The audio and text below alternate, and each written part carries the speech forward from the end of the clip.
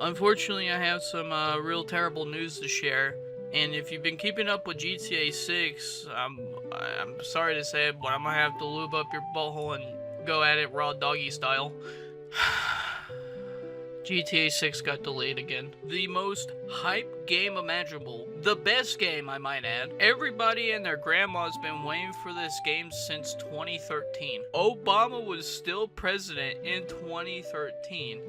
I was 13. We've been hankering for another Grand Theft Auto game for 13 years. Like, bruh, I'm old enough to buy GTA 6 right now. This will be the first GTA game that I could buy on my own without having to have a parent. And we're all sitting here malnourished, starving for more Grand Theft Auto content, inhaling the last fart vapors of GTA 6 Trailer 2. And I understand, you know, shit happens in the pan and you gotta delay some things, and sometimes you gotta cook a game to perfection. But I'm sorry to say it, but the turkey's burnt, Steve. But other than that, just absolute frustration. The new temporary release date is November 19th, 2026, which is one day before my birthday, actually. So I'll be playing, hopefully, GTA 6 when I'm 26 years old. But you're probably asking the big question on, well, why did Rockstar delay the game again? The way I got the story right, so apparently Rockstar figured out someone was leaking confidential information at Rockstar and fired about 30 or 40 people because of it.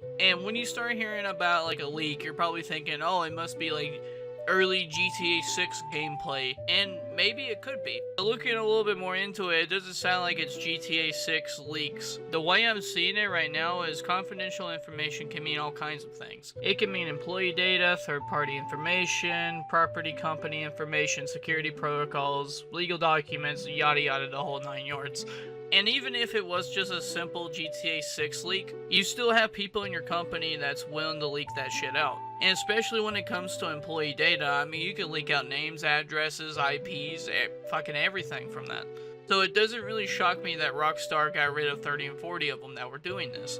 This is just a open and shut case of just gross misconduct. But this is part of the story where shit hits the fan. Due to Rockstar firing about 30 or 40 people, it basically pissed off the Independent Workers of Union of Great Britain, or I guess the IWGB, or whatever the fuck that means. They basically claim what Rockstar did was blatant and ruthless and union busting.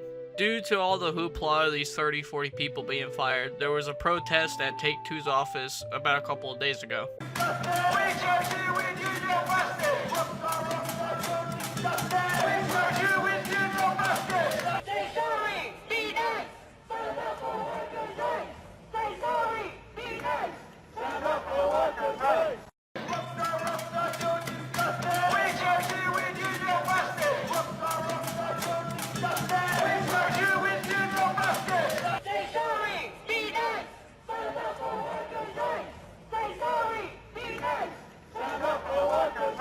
Now, I do think that these people are kind of idiots, because Rockstar just came out and said, we didn't fire these people because of all the unionizing and all this shit.